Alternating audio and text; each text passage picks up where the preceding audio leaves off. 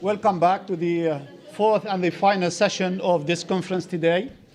I hope it will not be depressing, as one of the gentlemen said, but rather interesting and worthwhile you waiting. This session is about the justice for Palestinian refugees. As you know, the right of Palestinian refugees are enshrined in the international law. UN resolutions, especially 194, called for the return and compensation for refugees. However, after 70 years of their expulsion, none of that happened, no return, no compensation.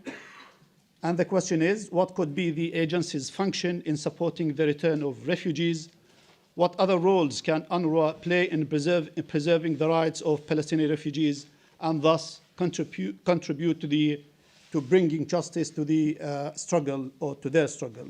We are privileged to have such distinguished and eloquent speakers with us here today.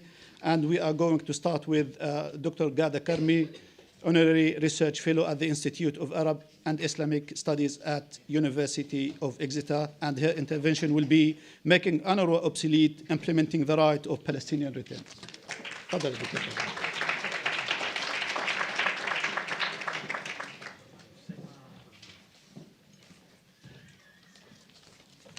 Right.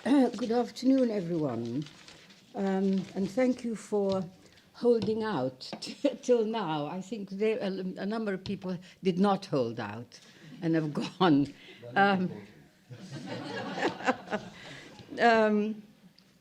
Now, look, my argument really is that UNRWA should never, ever have existed. And now that it does exist, every effort must be made to try and make UNRWA unnecessary. And what I mean by that is that UNRWA came into being, as you must have heard throughout this morning, in December 1949. Now, the important thing about that date is that it was 1 year after December 1948 when Resolution 194 was passed. I know that I arrived late today. I'm so sorry. You've probably gone through Resolution 194 many times. A lot of this is familiar. But the point I want to make is that Resolution 194 called on the newly formed State of Israel to allow the refugees, as it put it, wishing to return and live in peace with their neighbors, etc., but to allow them to return, and it added those who did not wish to return would be compensated and so on. But the point was that it's Article 11 of Resolution 194 is the one that the Palestine legal case for return has rested on for all these years. There are, of course, other UN resolutions that have been passed since. There are many other legal justifications for the right of return. But Resolution 194, that's what it said very early on when the State of Israel was young. So you could ask, why is it that since the UN called on Israel to allow the people who had been expelled back home, why was it necessary 1 year later to accept the status quo, meaning that Israel was not allowing anybody to return, and in response to that, to set up a special agency, UNRWA, in order to take care of this very special category of refugees? And that is how it has remained ever since, because, as you know, UNRWA came into existence because of the Palestinian refugees, and that is what it is engaged with. That is its brief. That's the people it works with. And of course, it's a recognition on the one hand that the Palestinian situation was not a result of a natural disaster. It's not people who've been exiled because of an earthquake or a tsunami. It's a result of a political act by a political actor that refuses to allow these people home. That is the basis of the whole thing. Now, of course, UNRWA has been criticized, I'm sure you've heard all this before, on various grounds. It's been accused of being too political, it's been accused of corruption, there are all sorts of things. Of course, the answer to that is, with the length of time like this, 70 years, there is no organization, however neutral, however meticulous, that can escape accusations or even involvement in the political situation. Since the Palestinian refugee situation is political, it's terribly difficult to see how an agency which is dealing with political refugees like this, not to remain totally outside politics. And so, of course, UNRWA has become the focus of hostility, of criticism, particularly from Israel and the ever-faithful United States. In a sense, as I said, that's quite understandable. So the real issue is not whether UNRWA is lily-white, non-political, whether it's doing its work as well as it could, whatever else you might want to sling at UNRWA.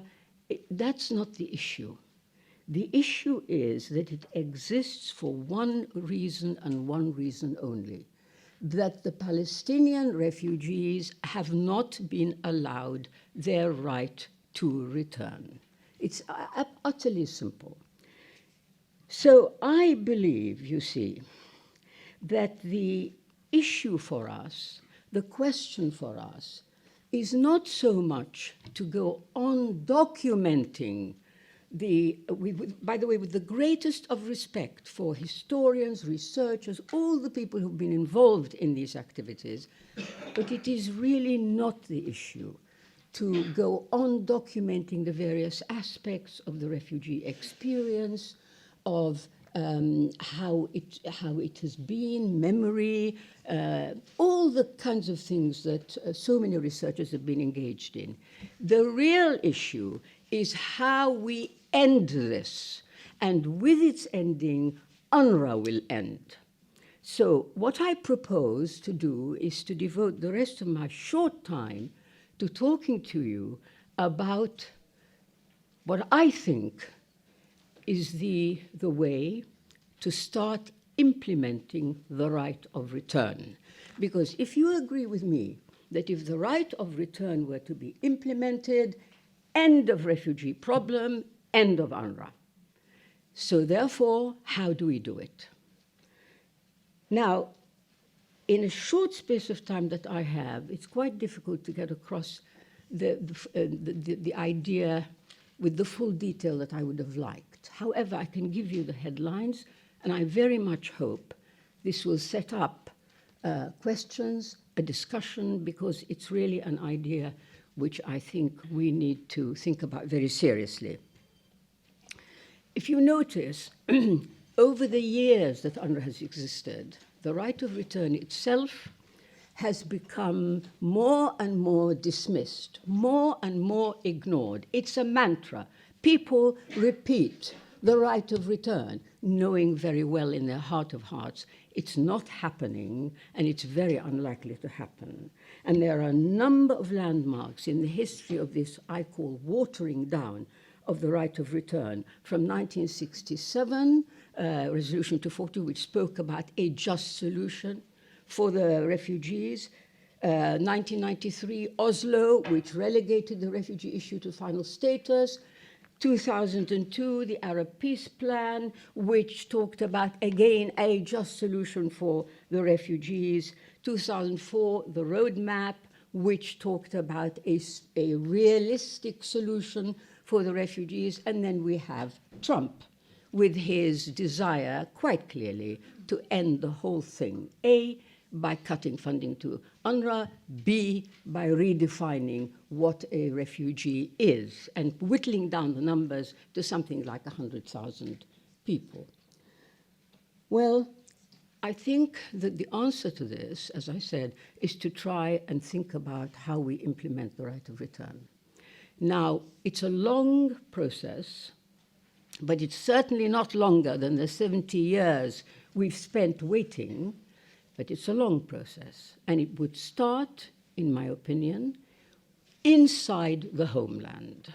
This is not a solution which can be provided from people outside. People outside can be supportive, they can help in many ways, but the real locus for the solution that I propose is Palestine itself. That's Palestine, Mandate Palestine, Israel, Palestine.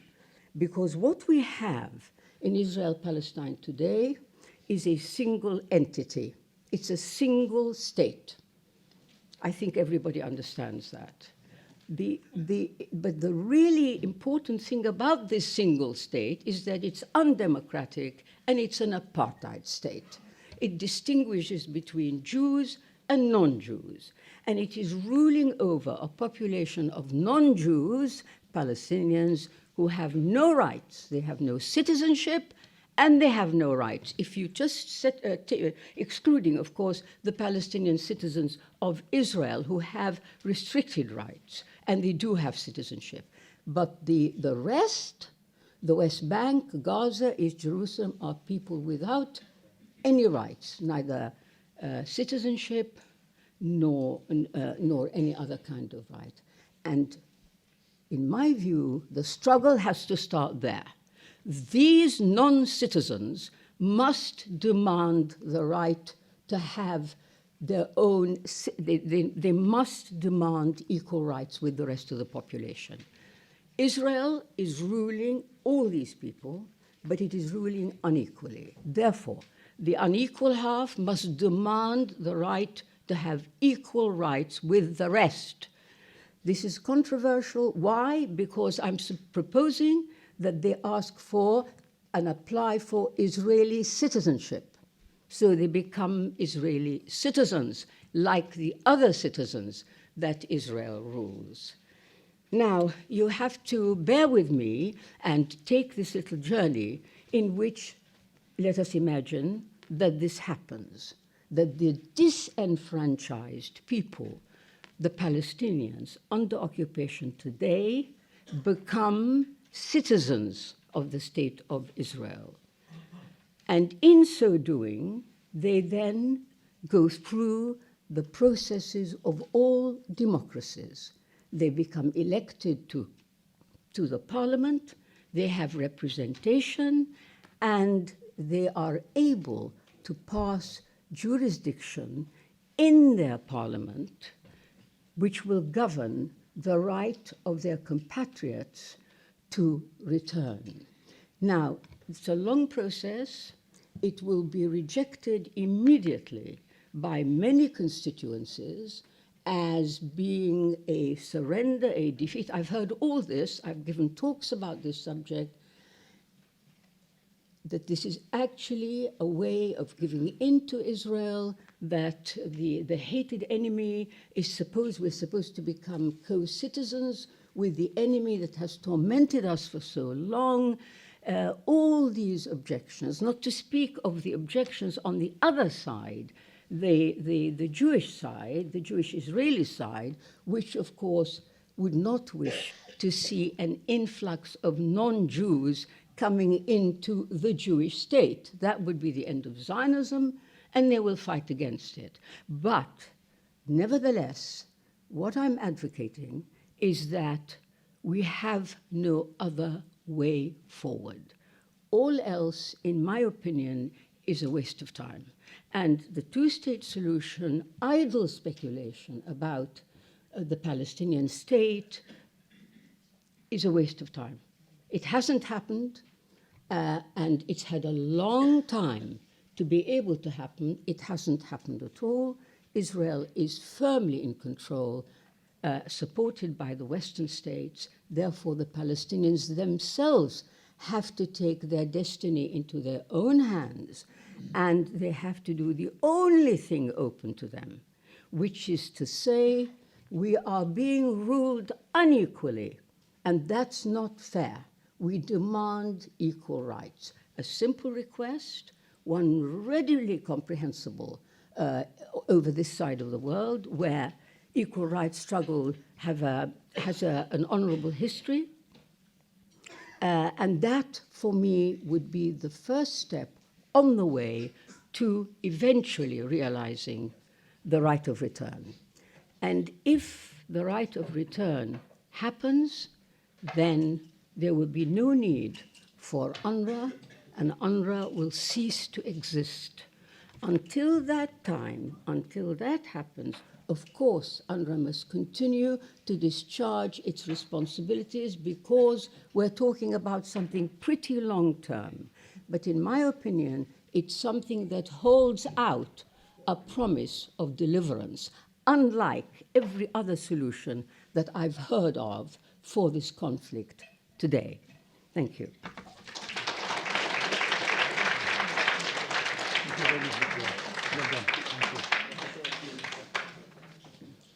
Thank you very much, Dr. Ghada. Very interesting points. Our next speaker is Ilan Pappé, Professor of History, Director of the European Center for Palestine Studies, University of Exeter, and he will talk about Let Us Return to the Right of Return. Dr. Ilan.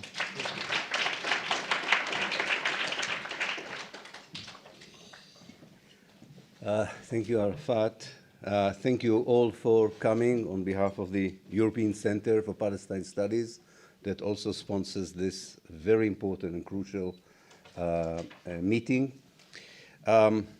It's always not easy to follow Ghada, although we were together in so many gigs that by now I should be used. But whenever Ghada mentions Israel, I have a feeling she looks at me. As I'm the only Israeli probably here. So, as you know, I have nothing to do with these awful policies and state. Anyway, I want to repeat some of the points that Ghada made, but from a different angle, and I hope it complements her very important contribution in a useful way. The Palestinian people, and I think Palestine as a whole, is at a juncture in history in which it is being under attack, under assault. There is intentional attempt by people in the United States, in Israel, and their allies around the world, almost to, I would put it in this dramatic kind of way, to inflict another Nakba, another catastrophe on the Palestinians. This time not through taking the land by power and dispossessing the people. This time it is done by an effort to depoliticize the Palestine question. To say that Palestine is not anymore a political issue. It's an economic issue, it's a welfare issue, and this can be easily solved by money, by economic development, and by forgetting about any collective political demands on behalf of the Palestinians, either for a state or self-determination or for the liberation of their homeland. This was the message in Bahrain by the people that Jared Kushner has convened. This is the main message behind the deal of the century. This is the consensual point of view of all the Zionist parties participating every 3 months now, it seems, in Israeli elections, and this might go on now for a few years. And this is a point of view that, unfortunately, the EU and some very important actors in the international community are likely to accept after 70 years by saying, let's not talk about a political solution, let's talk about injecting some money to the Gaza Strip, to the West Bank, offering more chances for opportunities for employment, for development, in return for closing down the door on any political discussions on the future of Palestine. This depoliticization has been manifested already by the a transition of the American embassy from Tel Aviv to Jerusalem, by deporting or expelling the PLO office from Washington, by redefining, as Ghada mentioned, by redefining who is a refugee, and by trying to stop subsidy to UNRWA. These are all part of the same effort.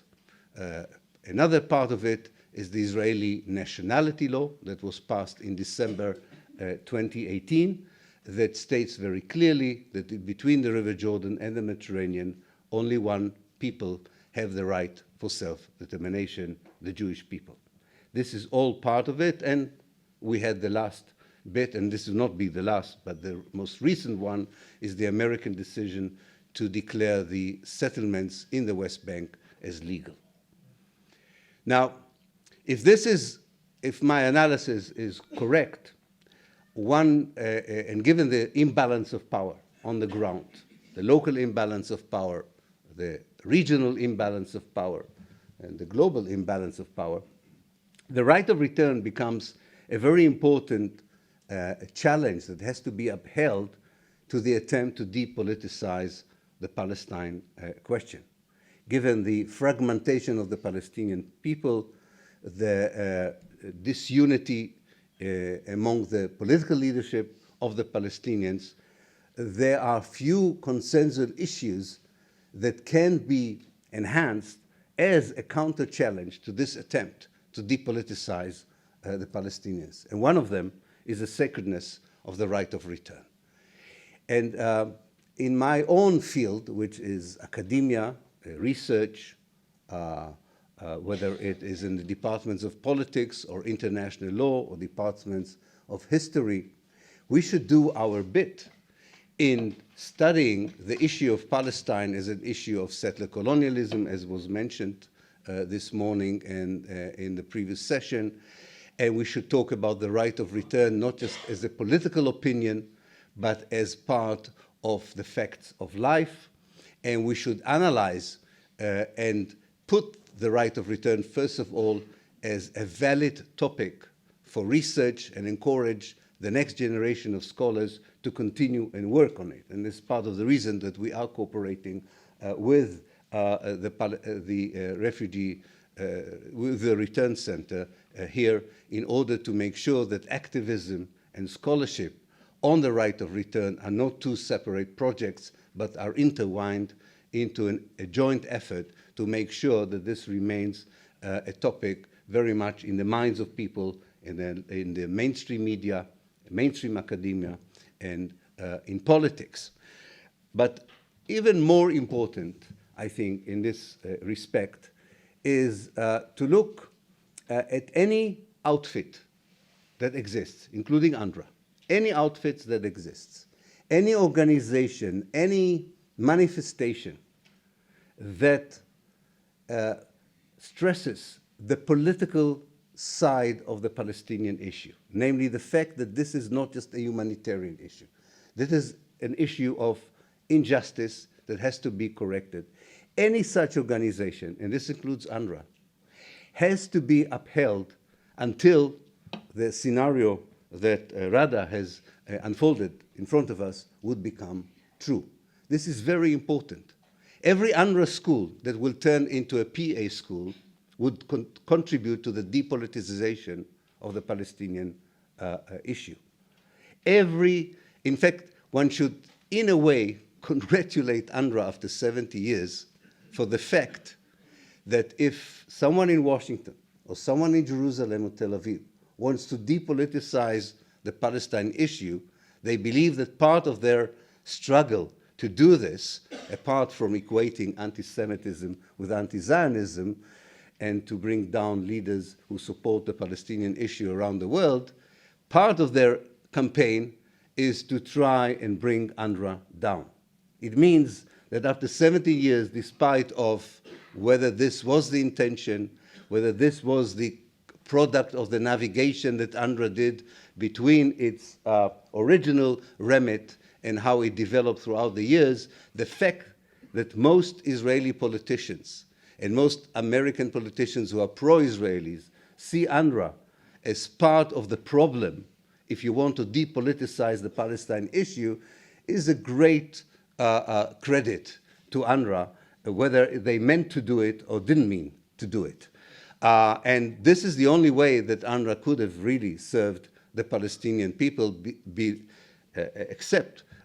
apart from the material help that I will never underrate its importance and its significance. I also think that it is very important to mention, and Rada mentioned it as well, the very bizarre and very unique circumstances in which UNRWA came into being. If we all remember the idea that actually there was already an international refugee organization, the IRO, that could have taken care of the Palestinian refugees, but Israel didn't want Jewish refugees from Europe to be equated with Palestinian refugees, and there was a pressure by Israel also to grant a unique status for the Palestinian refugees. But sometimes the intentions do not work out the way that people want them to work. And historical processes have their own dynamics. And I think what came out, and this we can only see it after 70 years, that UNRWA actually contributed, and this became even clearer after 2012, after the last refugee waves from the Arab world. UNRWA contributed to a definition which I think should be at the heart of what we are doing in the next few years, whether as academics, whether as activists, or whether we are working in agencies that engage with Palestinian refugees. A distinction, between two categories. It became very clear in Germany when 1 million refugees from Syria and Afghanistan came over there. The difference between a refugee that wants to be integrated into a new society, that is looking for a new life and wants to close the door on the old life. If you want, refugees who are looking for a one-way ticket, which can happen. And this includes, of course, immigrants, labor seekers, and even life seekers. And between refugees who deserve all our support, but they are not in Germany, and they're not in Jordan, and they're not in Sweden or in Britain because they want to integrate in these societies, but because they want to wait for the moment in which they could return back home. And while they wait, they deserve all the help, all the assistance. And this should not be conditional on their giving up the idea of returning.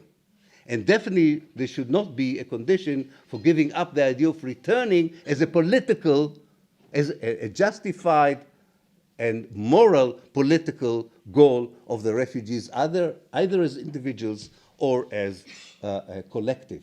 This distinction is not, it sounds very simple, but it's not easy, for example, for an international organization to deal with, or for a government to deal with. And I would like to end by telling you of a project that we have started in Exeter that actually began very accidentally when a friend of mine, Johnny Mansour from Haifa, and myself were helping the municipal archive in Nablus to organize their archive. I don't know if any one of you have ever been into the archive in Nablus. It's quite a place to be in.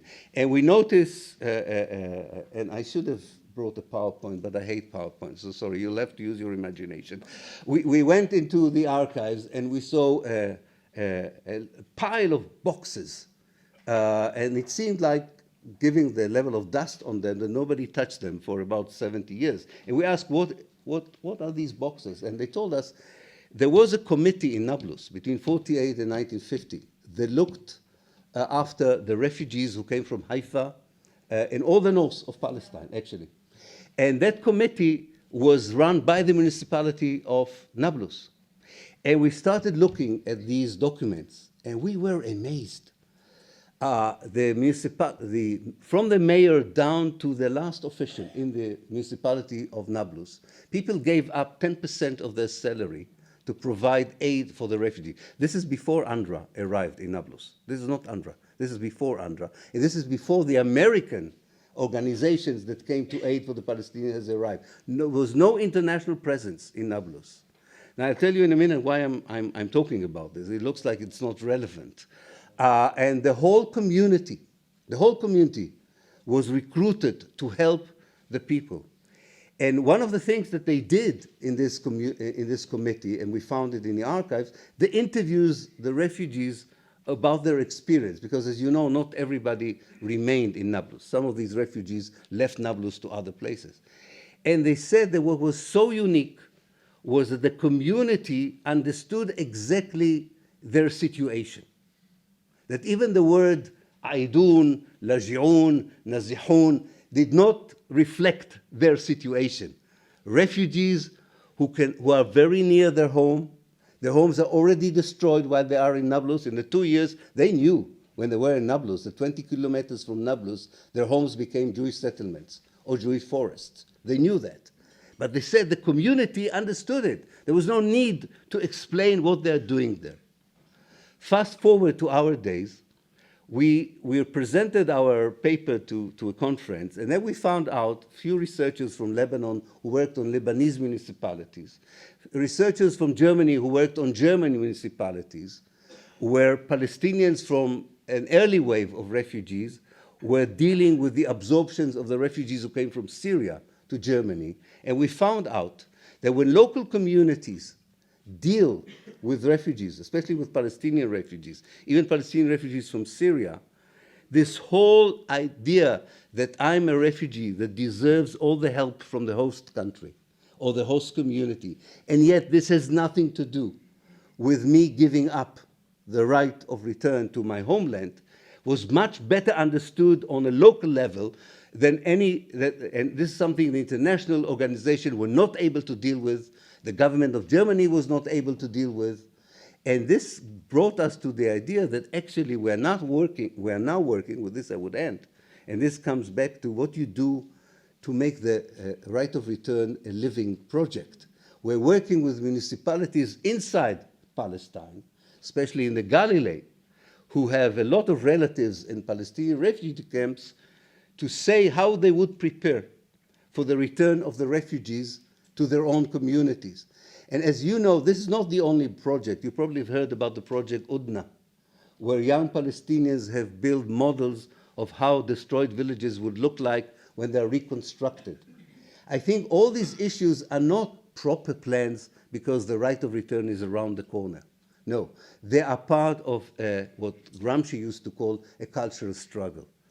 If you work not just with slogans, if you work with practical projects that show practically what the right of return would look like, you first of all challenge the attempt to depoliticize the Palestine question, and you are strengthening your collective identity as Palestinian, whether you are in Hilwe, whether you are in Akka, or whether you are in London, and you don't fall into the trap of fragmentation and disunity and personal ambitions that may characterize whoever pretends to represent you today.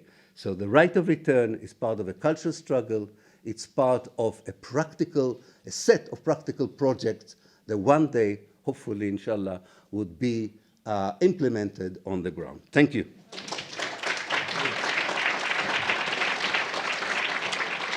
Thank you so much, Ilan, for your intervention and for the great work you are involved in. Our next speaker is Leila Hilal, who is international human rights lawyer and former special advisor to UNRWA on durable solutions for Palestinian refugees. And her presentation will be under the title, Justice for Palestinian Refugees, From Principles to Practicalities and the Role of UNRWA. Leila, please.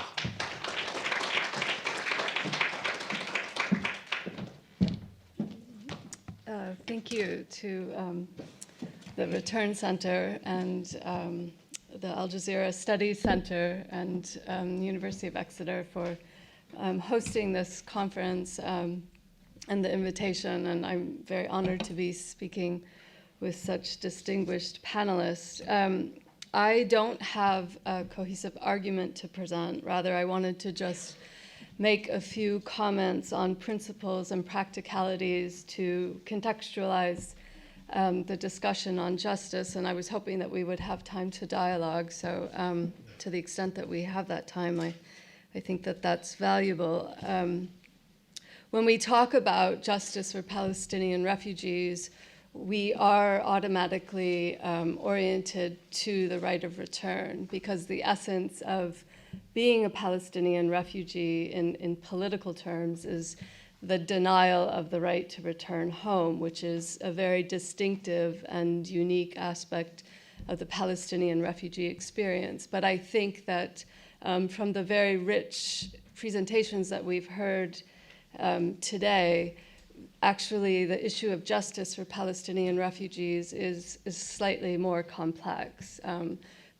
Justice for refugees, Palestinian refugees in Syria, we've heard, is a matter of very different or specific variables. We've heard from colleagues that have come from Lebanon. Justice may look like different things to Palestinian refugees depending on where they are and depending on their personal aspirations. And I think we have to keep that in mind. That said, the majority of my presentation, again, is on the issue of the right of return. And the right of return is an inalienable right.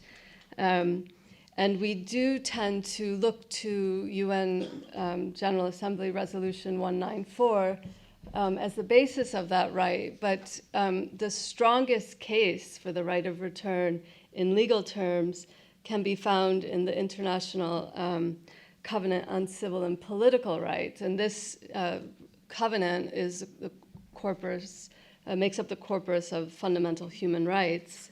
And the right of return, which is in this covenant, is based on the principle of freedom of movement.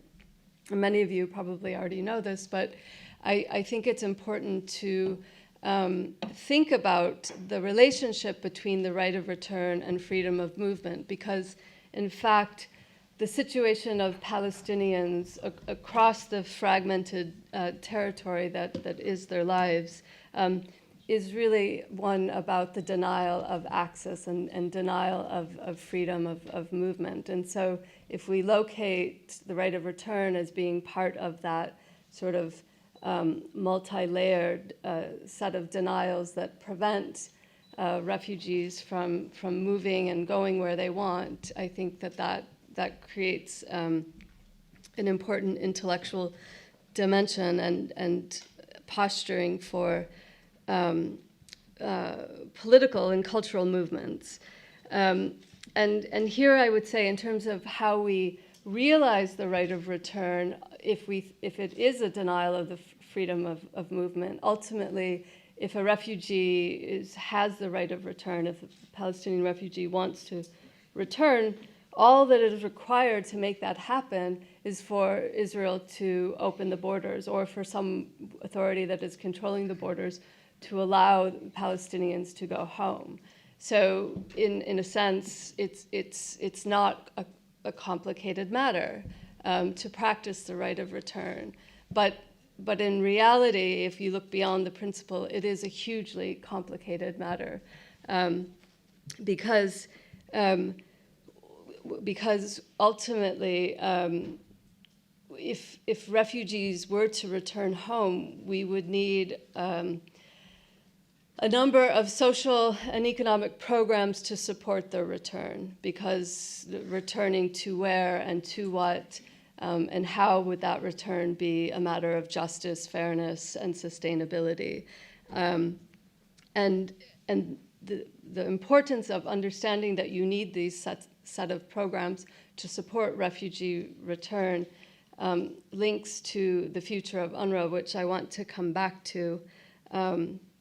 But I want to make a point about the right of return and political will, because I have spent a lot of time working on the issue of durable solutions with UNRWA, but also with the Palestinian negotiators. And there is a lack of political will to allow return to happen on the part of the Israelis, but there's also a lack of political will on the part of Palestinian leaders. And the majority of the political will that we see from Palestinian spokespersons is in favor of sovereignty. And there's always been a sense that the sovereign Palestinian state would come at a trade-off to refugee rights. And I really am not sure that that the majority of Palestinians would not agree with that position. That sovereignty for the Palestinian nation is not ultimately more important than the right of return. Again, I'm just trying to problematize here. Going back to sort of the set of rights that are important when we conceptualize return, the right to restitution is part of the return narrative that we oftentimes see as collapsed into the right of return. So UN General Assembly Resolution 194 talks about the right to return to your homes, but the right to restitution for Palestinian refugees who've lost property, homes, or other forms of property, that right to restitution is found in a different set of legal standards, and practicing the right of return, right to restitution requires a different set of mechanisms where people claim that the property was theirs. There's a process of verifying that claim and of addressing the issue of secondary occupancy, which is a real challenge to the prospect of the right to restitution. So return is not just the matter of opening the borders and everyone going to their former home. It's a complex exercise of creating the programs and the mechanisms to enable it to be a fair, just, and sustainable process, as I've said.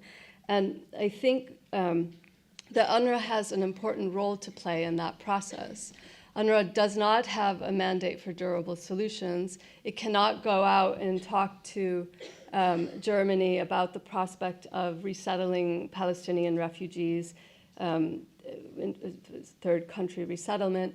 It cannot go to the state of Israel and ask Israel to allow return. But once there is a political decision in place that would allow that return and restitution process to happen, UNRWA is well positioned to support that process, and it isn't to say that UNRWA will exist indefinitely. Of course, if there's a solution for Palestinian refugees, UNRWA will eventually be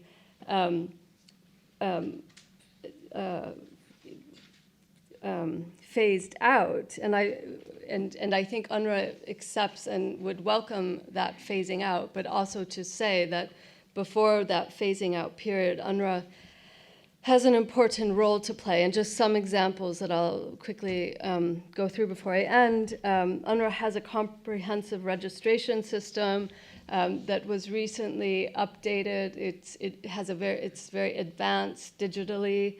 And it reflects individual refugees and family refugees and links them to their place of origin, amongst other aspects. That registration system will be very important for processing claims and helping refugees in any solution that may come about to solve their situation.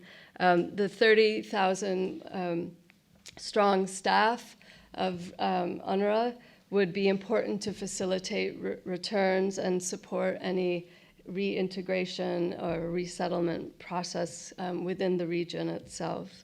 UNRWA has a lot of infrastructure of vehicles and installations that would be important to use for any refugee return process. There is significant leadership within UNRWA and trust between refugees and UNRWA that mean it's an agency that's existing now. We wouldn't have to create a new institution to support this process of return. It would need to be amended. We would need new General Assembly resolutions. We would need different expertise to be added to UNRWA. But I think UNRWA should be seen as an important partner for any solution should the political will materialize to find a solution for Palestinian refugees. And with that, I will close. Thank you. Thank you very much, Leila, for your thoughts. Now, our next speaker is Francesca Albanese, who is international lawyer and affiliate scholar at the Institute for Study of International Migration at Georgetown University, and the title of her intervention will be Advancing Palestinian Refugee Rights After a 70-Year-Long Impasse, What Role for International Law? Francesca.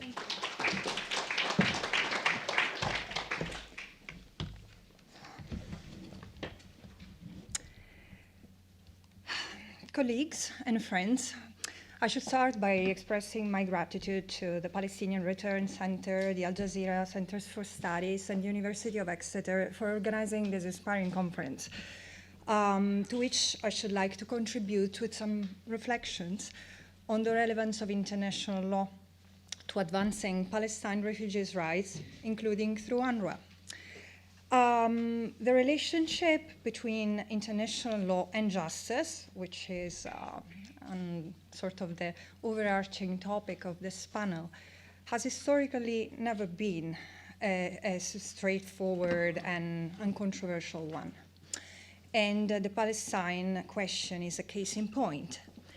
As Noura Erakat writes in a recent book about justice in Palestine,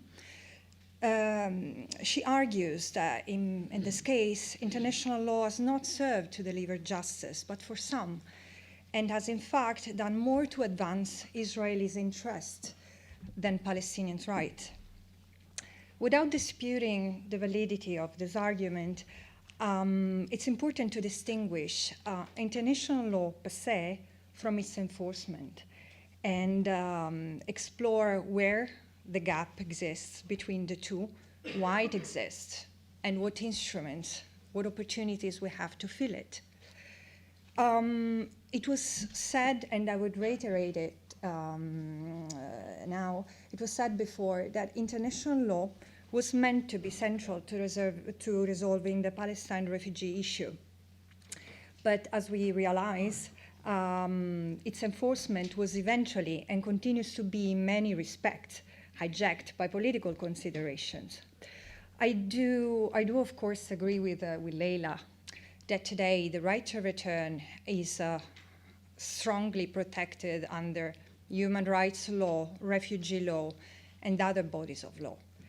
But I would say that the law as it stood in 1948 was already sufficient to address, if not to prevent, what has befallen the Palestinians and Palestine.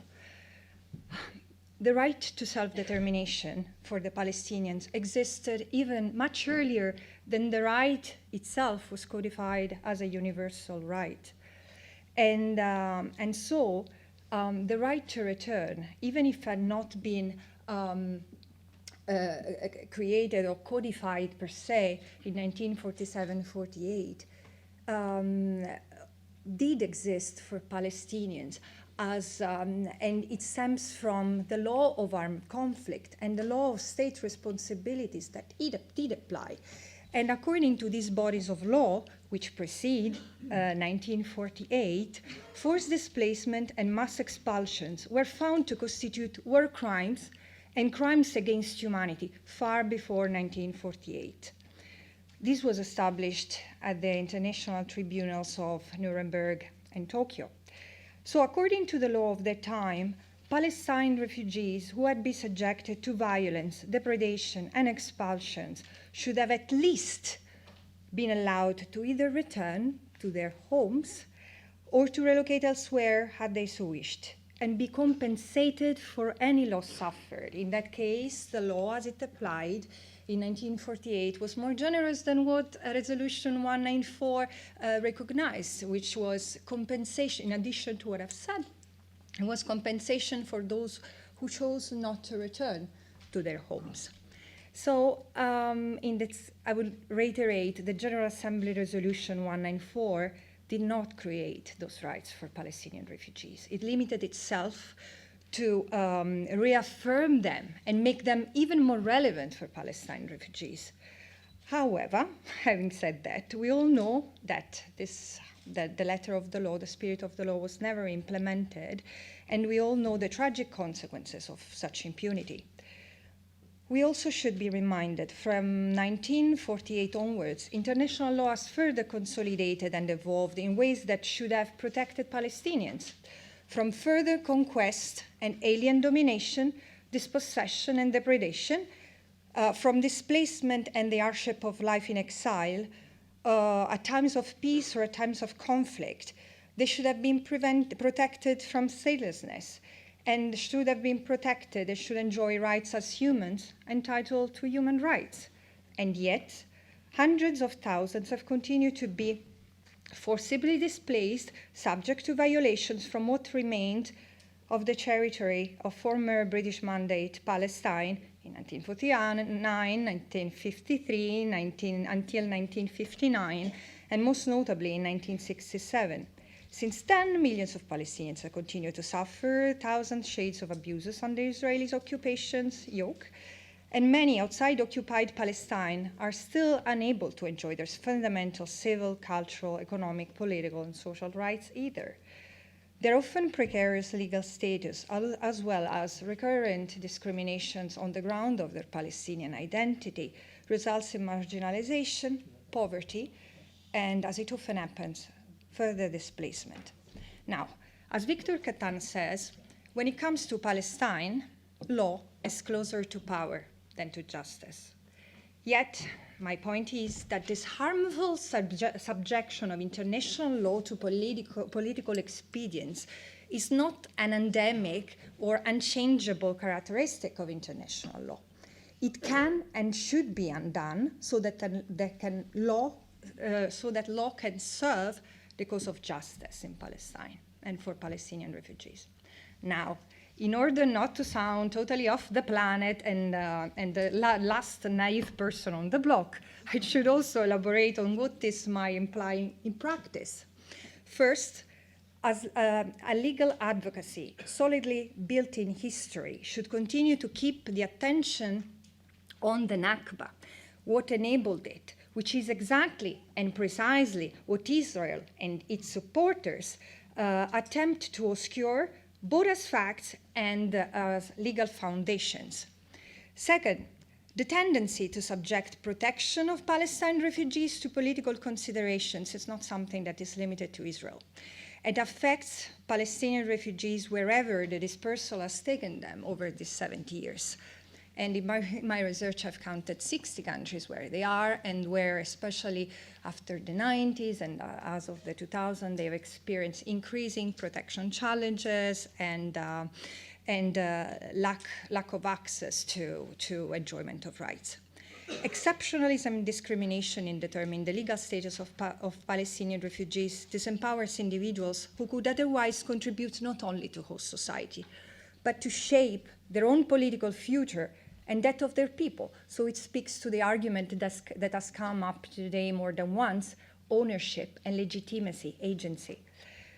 Third, Palestinian refugees should enjoy their fundamental rights wherever they are, and even citizenship when they want to apply for it, because under international law, this would not undermine their historical entitlements as established by the law I referred to earlier on and as reaffirmed in Resolution 194.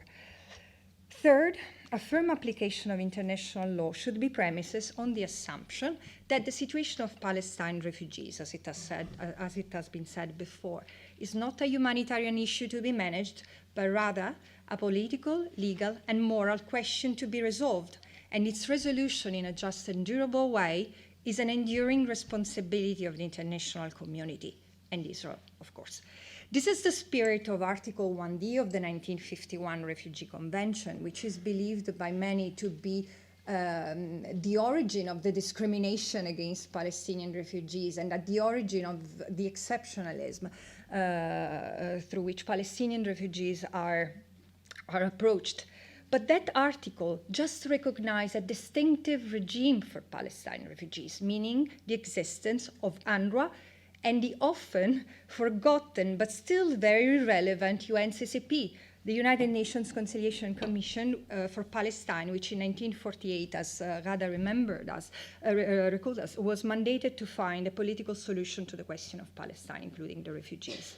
This distinctive mandate, this distinctive institutional setting, was not intended to keep the rights of Palestine refugees in abeyance for 70 years.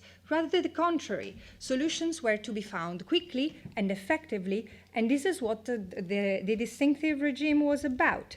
In recent years, efforts to deny legitimacy and legal status of Palestine refugees under international law have fiercely increased. The claims that UNRWA operates outside the international regime and perpetuates the refugee crisis by registering illegitimate refugees, as spread by tens of political acolytes and pundits in the US, Israel, and unfortunately beyond, are not only factually and legally incorrect, they distract from the reality that ending the Palestinian refugee status requires once and again political solutions according to international law. Of course, continuous attacks on UNRWA for what it represents for Palestine refugees are just a way to impose a solution that denies the rights of the refugees. So, in the short term, efforts should be redoubled to protect UNRWA, whose mandate is firmly determined by the General Assembly and tied to the realization of a just and durable solution for Palestine refugees. And meanwhile, humanitarian aid should not be a substitute for political solutions. This remains a pressing issue in considering support to the agency. UNRWA's existence, once UNRWA's existence is secured, a solid rights-based approach should underpin the reflection on UNRWA going forward and thinking of what lays ahead. This requires examining how it can better serve the refugee population and uphold their rights beyond the emergency. UNRWA often argues not to have a durable solution mandate and that others have this responsibility. At the same time, while the government of Israel and the PLO and the government of Palestine are important political actors, like any refugees, Palestine refugees need and deserve an independent international agency engaged in upholding their rights, including to return, restitution, compensation, as well as to any durable solution they wish to pursue. And because the UNCCP is no longer operational, has been defunct since the early 60s, this vacuum needs to be filled. And UNRWA is the only organization that could at least help do that. So the opportunity, before I conclude, is that the New York Declaration that, on refugees and migrants that was unanimously endorsed in 2016, with all the limitations of the historical context that produced it, represent an opportunity to break the impasse, because the declaration calls for a resolution of all protracted refugee situations through addressing the root causes of the original displacement, reaffirming the central role of international law and the importance of a multi-stakeholder approach in resolving the refugee problems, and provide a UN-sanctioned mandate for the elaboration of a comprehensive framework for just and durable solution for refugees. These instruments and the implications it might have for Palestine refugees deserve to be fully explored. I would like to stop here in order to leave space for discussion. Thank you.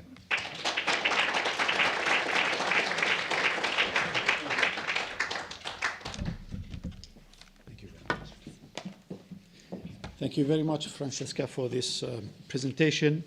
Our final speaker is Karma Nabulsi, Professor in Politics and International Relations, Oxford University, and she will speak about understanding the rights of the Palestinian people as inalienable, the UN and UNRWA's role.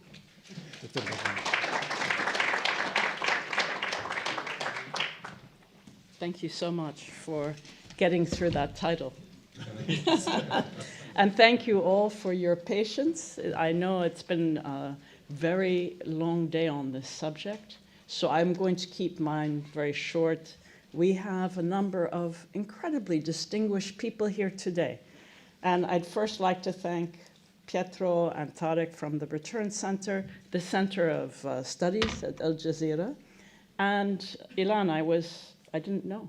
The European Centers everywhere of Palestine Studies of Exeter for convening this, because it's a really, really, really important moment.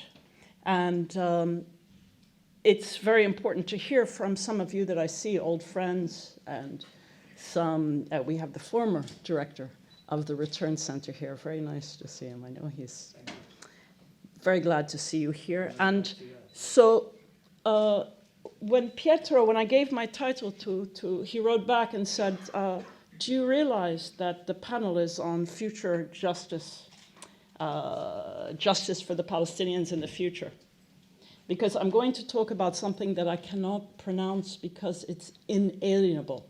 Yeah? And I talked about the inalienability of rights, the UN and UNRWA. And he just sent me a very kind reminder. The topic is really this. Are you sure? And I said, yes, I'm sure. So bear with me a little bit longer. And did I leave my glasses over there? I'm going to read two things about this, and apologies that I can't sit. So yesterday was the International Day of Solidarity with the Palestinian people. Yeah, that this was something the UN set up. I'm going to talk about these structures that we have and what they mean, and this very moment and what we should do. Can you hear? Okay. So 22nd of November 1974, which is what, 40 some years ago, the General Assembly expresses its grave concerns, this is 74, that no progress had been achieved towards, and first it says, the exercise by the Palestinian people of its inalienable rights in Palestine, including the right to self-determination without external interference, and the right to national independence and sovereignty, the rights of the people to sovereignty there, and B, the exercise by Palestinians of their inalienable right to return to their homes and property from which they had been displaced and uprooted, and C, actually, no, number 3, they decide to establish the famed Committee on the Exercise of the Inalienable Rights of the Palestinian People.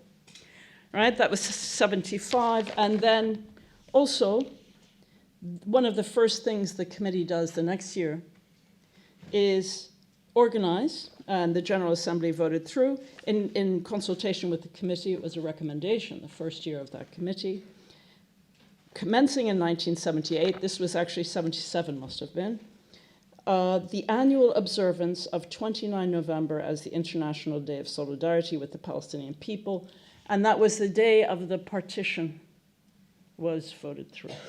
Yeah. So thank you for bearing with me reading those.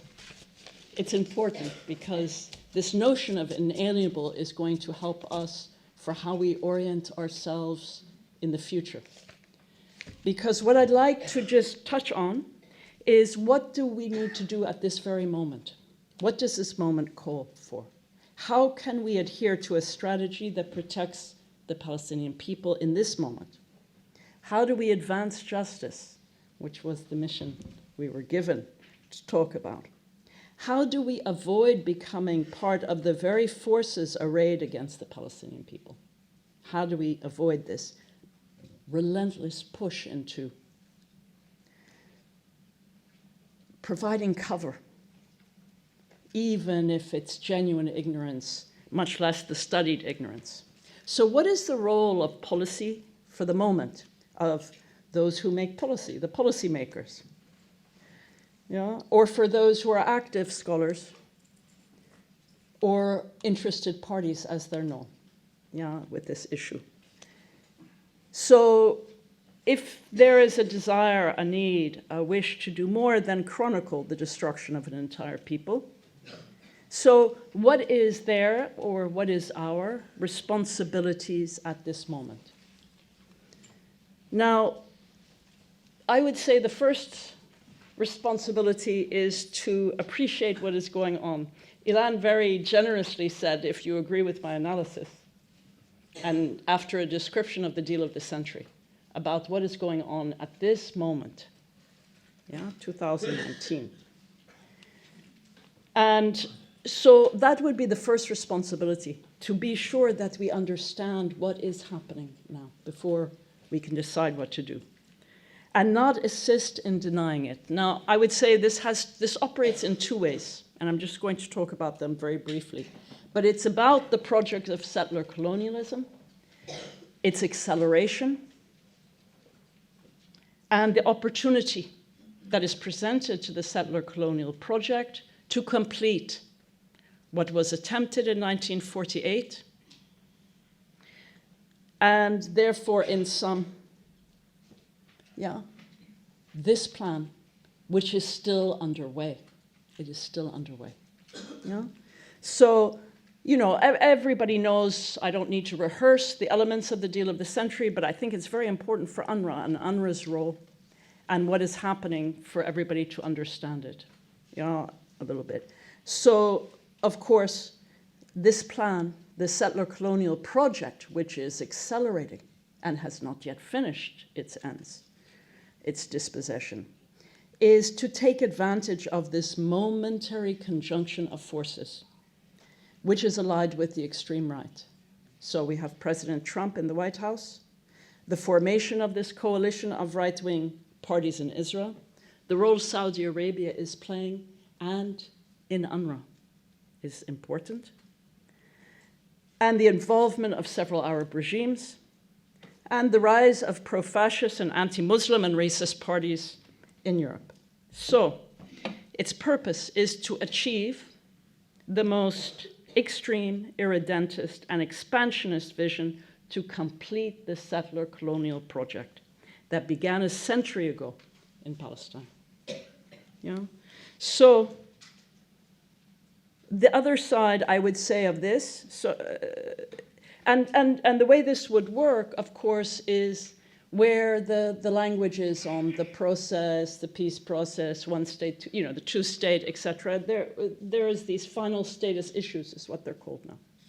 Yeah? So the idea is that we complete these. This is the project, is to complete these and to close all of these 5 issues.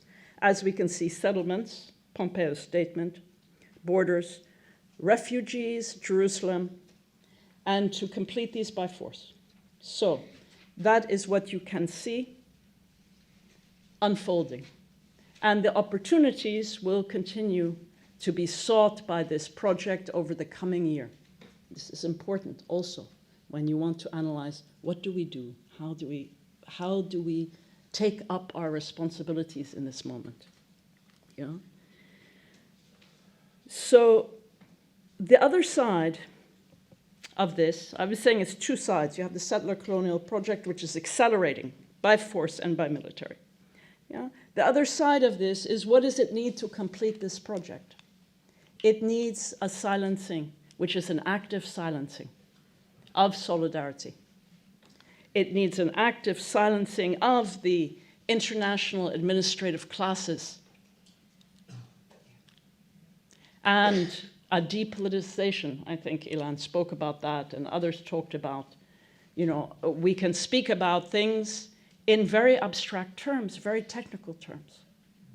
I was listening to Ahmed Hussein, the action groups, very fine, talking about statistics, about the details in a very technical way. But actually, I know the work that you've been doing and the very careful responsibility to make sure you convey each person, each life with the full dignity. And that is, I'm going to conclude with, is the other, and I would say more important at this moment. I'm not saying not to gather these statistics and to convey part of what has happened to our people, that are in Syria, but also those, the silencing, the active silencing, which is a part of it. How will they complete this project? It depends. It depends on the silencing of what is going on and the continued silence. And people forget how active that silencing is. And it points to where the responsibility is, what one needs to do. So the role of UNRWA, UNRWA is not the agency of return. It is not the agency of our enfranchisement. Yeah? What's important here is when we look at sovereign rights. There was a young woman, I don't know where she's sitting now, who is from Lebanon, talking about the experience there, about what it means to be a sovereign people, that we are unified as a people, no matter the fragmentation, which is the settler colonial project. Yeah?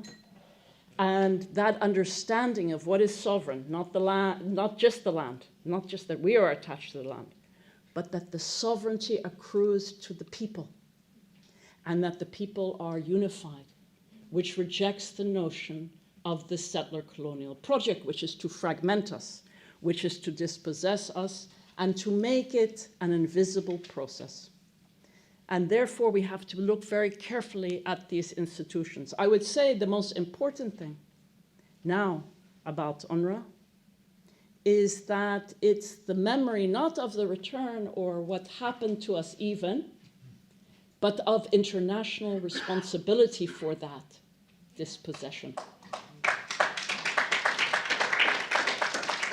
And this is essential at this moment when we talk of what is solidarity, what agencies. You see, when I looked at the 70s and told you what the committee is, what inalienable is, what the rights are collective to a people, that, you know, when we hear the stories of our young people. There was some Palestinian refugees in Britain who did something very touching at the beginning of the war in Syria. And young Syrians were coming into the country, into here, illegally, many of them coming in on trucks. Many of our people were dying on the sea. But they organized a network to facilitate, to translate for them, to help them with the local.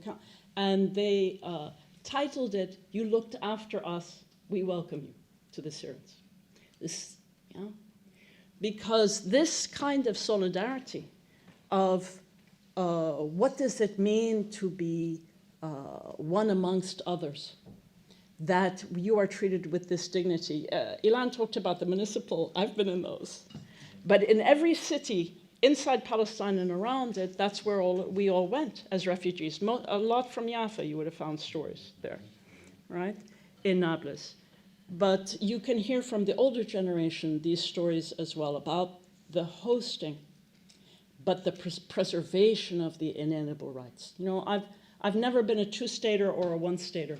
I believe in dealing with the injustice, that we return, and let us make an empire or 15 states. I'm not really interested. Yeah, and I'm not a great state person. I believe in the people in self-determination. This is the other issue I would say with UNRWA to be very careful to understand. It is the international recognition of their responsibility for the dispossession and the dismantlement of our country, of our people. Yeah? But also that they have the role not only to preserve this agency until we enfranchise our rights. Yeah, it's not about fighting for our right to return. It's struggling to return. You have to understand this is a tradition that we began when we were first dispossessed in the 40s. We return. There's a long history of our return. We are always trying to return. Yeah? So it's understanding what inalienable sovereign rights means. So, and I still, even at the end of this, I still can't say inalienable. So I have 1 minute. Thank you. I'm very grateful. So what do we do with solidarity? So this plan can only be implemented through the silence. Yeah. It is organized conveying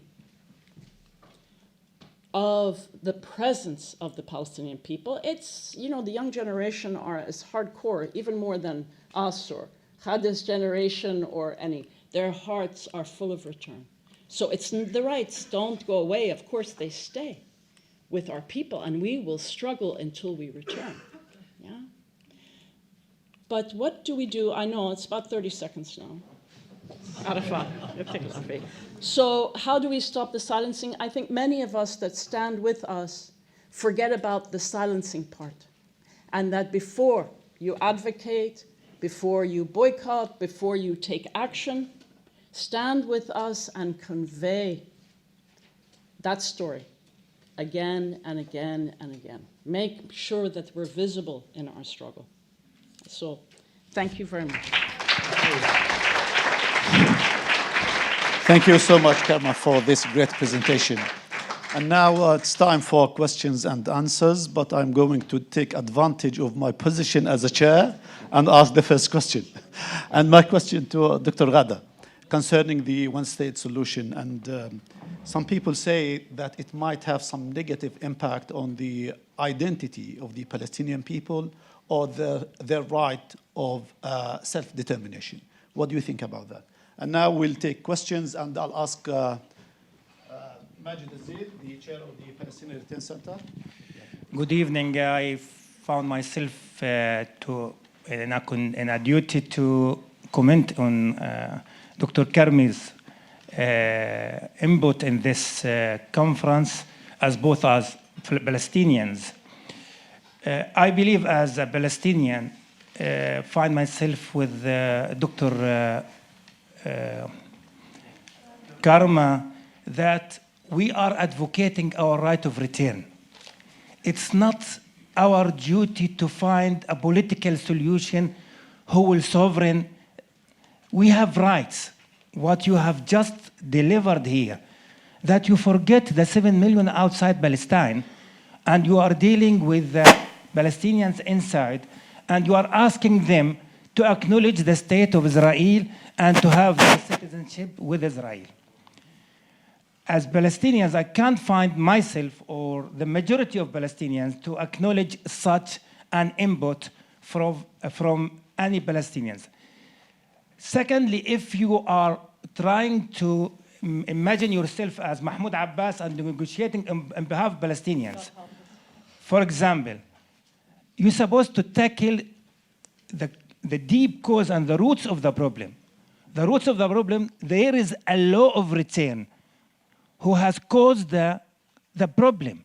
Without tackling the racist law of return and stop the Jewish migrants in a racist background, and to acknowledge the right of return to the whole Palestinians according to the international law, then I found myself again with the late prominent Egyptian Professor Abdul Wahab Masiri, who has proposed some sort of political, theoretically, solution permanently to say, let the Palestinian refugees return to their homeland, all of them, stop the Jewish immigrants, and let the majority decide what shape of state will be. But from now, you can't say that, okay, stop it, no right of return, acknowledge the state of Israel, at the end of the story. Thank you. Right, okay. We actually have 12 minutes only because we have to clear the room by 5 sharp. I'll start with the ladies behind there.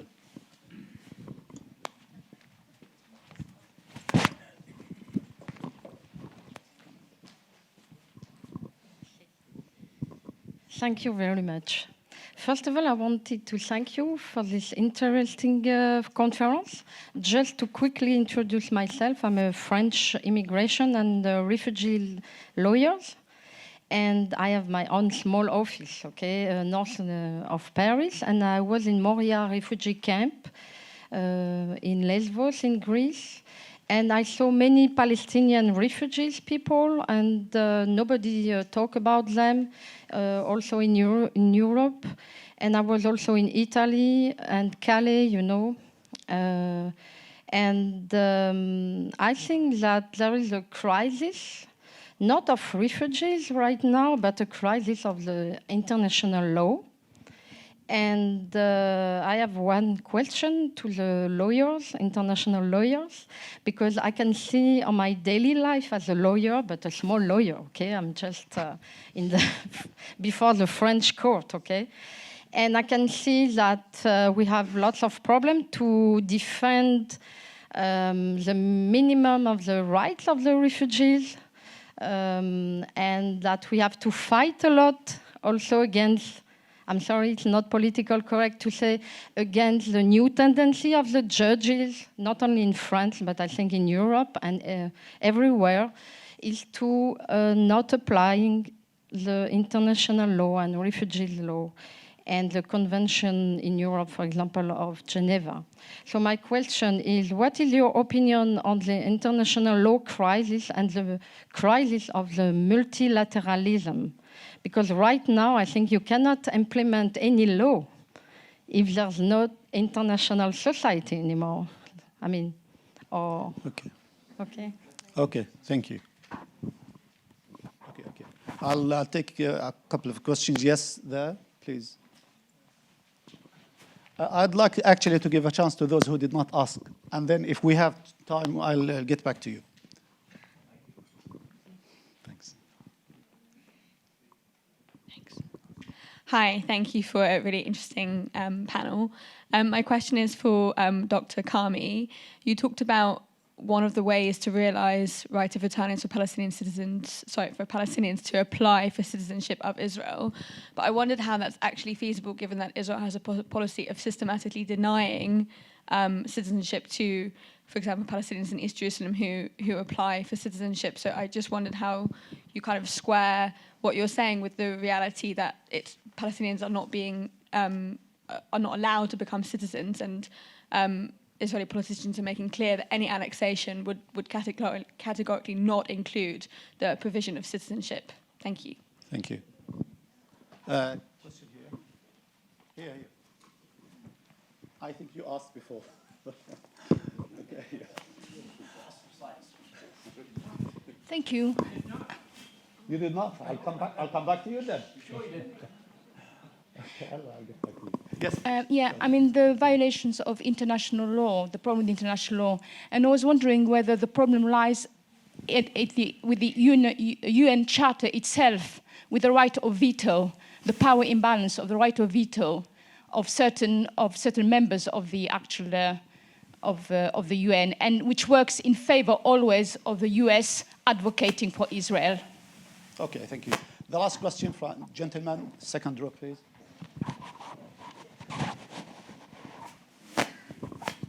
My question is for Dr. Ghada Karmi. Do you really think that Palestinians are going to apply for Israeli passports? Surely you should have looked at the Good Friday Agreement, what happened in the occupied part of Ireland, where as a result of the Good Friday Agreement, you can apply for either an Irish passport or a United Kingdom passport. And a majority of our people now outnumber our settlers. And I think that your suggestion is madness. And I cannot understand how any Palestinian could expect such a thing. Under no circumstances should any Palestinian apply for an Israeli passport. I'll give the speakers 1 minute each. 1 minute each, and I'll start with Dr. Karmi because everyone is focusing on you. Yeah. You give her 2 minutes. First of all, look, I anticipate these questions and objections, of course, because what I'm talking about is extremely controversial and would strike people as being some kind of treason or being unrealistic or being stupid. I fully expect that because I think the idea itself, as I said, is difficult to open up in a short session like this. So let me just address myself to the specific points. Question of self-determination. Yes, indeed, the Palestinians have a UN-supported right to self-determination. They have all sorts of rights. I am not ignorant of that. You see, the problem we're facing here is one which is looking at the reality. It's not looking at what should happen what international law has said, etc. It's not. It's looking at a situation which, in my view, is absolutely dire. And it's not a situation that is amenable to these kind of long-winded discussions, policy alternatives. We have all the time in the world here, but they do not. The refugees certainly don't, and the people living under occupation don't. So the question really, I think, that we should be asking is, how does it come about? How is it tolerable to you, the people who objected to what I say?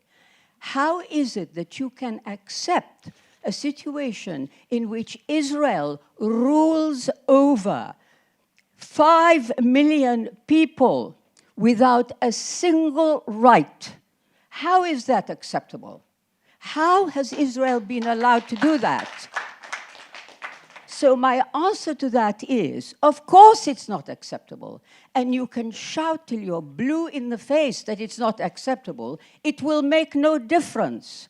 You have to look at the balance of power in the world. You have to see that Israel is very powerful, that it is supported by very powerful states. That's what we're facing.